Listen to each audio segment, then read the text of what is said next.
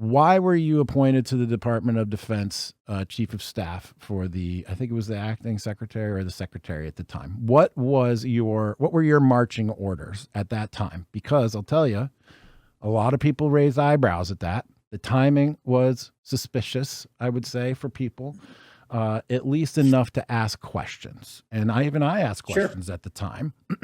I asked some of our mutuals behind the scenes, and they told me very specifically Cash was sent there to uphold the agenda of the President of the United States, which was a very good, Patty, very good answer. But why don't you tell me, sir, what were your marching orders? Why were you appointed Chief of Staff at the DoD so late in the administration? What was the plan?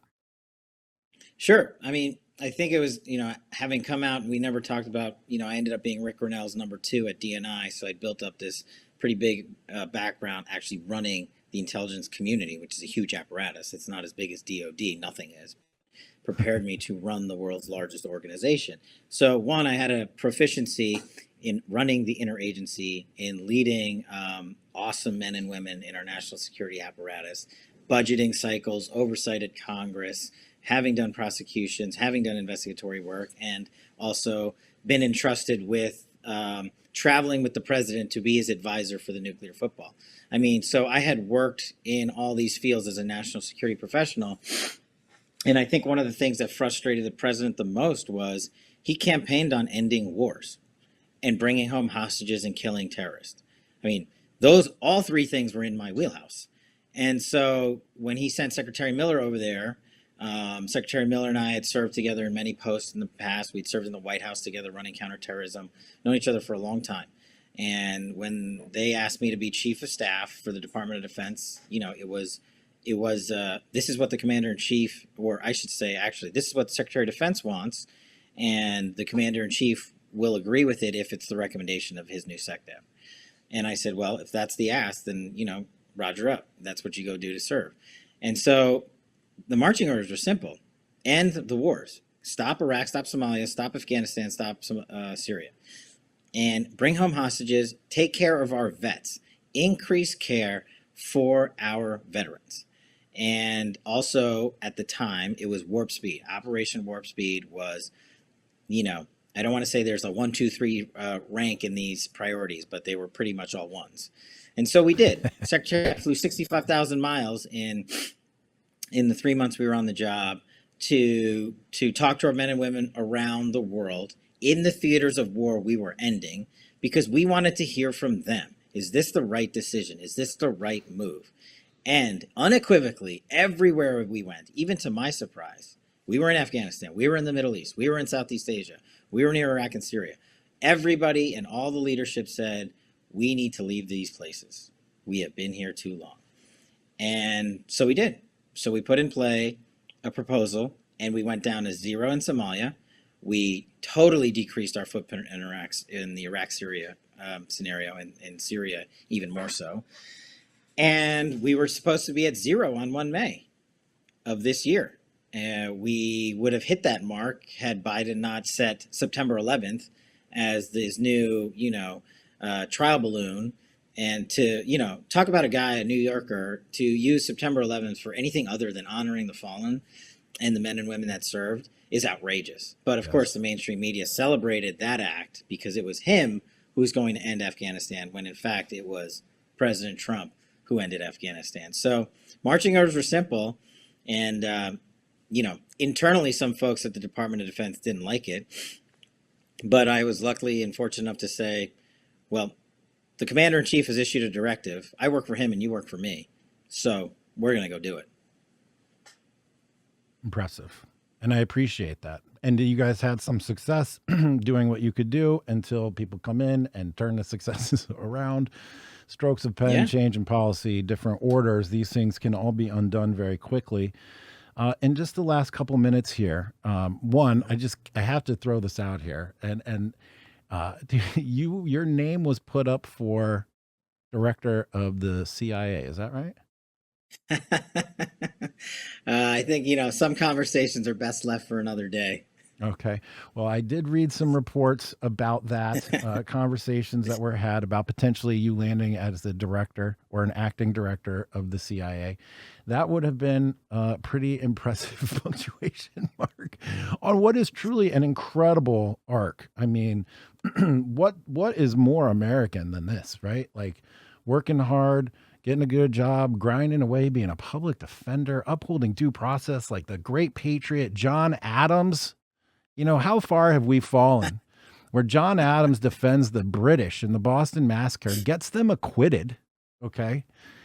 And now today, if you donate $25 to a legal defense fund for a 17-year-old, you get fired from your law enforcement position. The world has gone crazy. And in this crazy world, dude, you have really carved a path that's very impressive and inspiring. And I hope that everybody who's paying attention or who's listening is paying attention. This is what happens when you work hard, you stay true to your principles and your morals, and you just keep putting one successful foot in front of the other, and you go for it, man. You end up like Kash, having an enormous impact on politics, history, war, life and death. I mean, man, that's heavy stuff, you know, involved in decision-making to capture terrorists, take out terrorists, bring troops home, end kill. I mean, man, heavy. In your last couple minutes here, with the time that you've had to reflect, give me your biggest regret of your time working in the Trump admin, and then let's end on the biggest victory that you had, and then we'll wrap from there. Well, if I can just take a moment to thank you for your kind words. It's really, this is fun, and I'm happy to come back if I can self-invite myself. But, yes, of course, buddy. You're very, very generous with your words, and they mean a lot to me. In terms of my biggest regret, or Austin Tice, I didn't bring him home.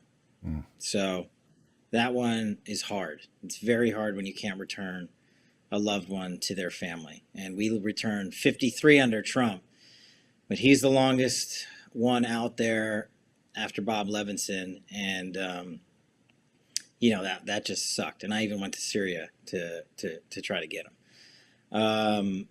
I think probably my biggest victory that I was a part of with President Trump was the al-Baghdadi raid.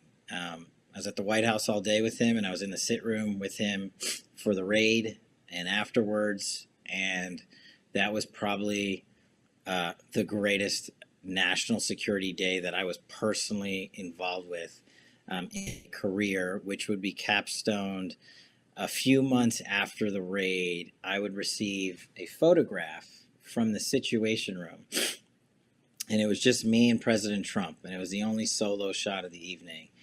And on it, it said in his characteristic fashion, "Great job, Kash, President Donald J. Trump." And it's pretty awesome. I got to get that thing framed, but that's probably it's not framed yet.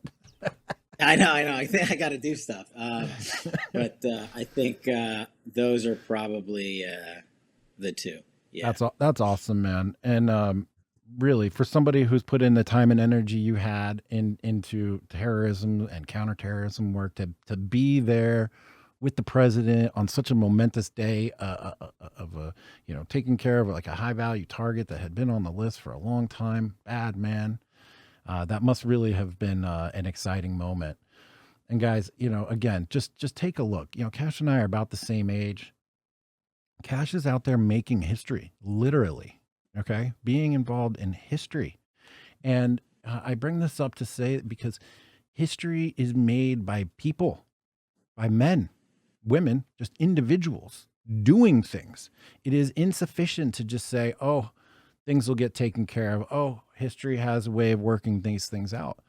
Sure, it does in the long term, but in the day-to-day, it takes people taking action and doing things. And Kash, you've done a lot of things to help all of us, and I'm very grateful, and I really appreciate it.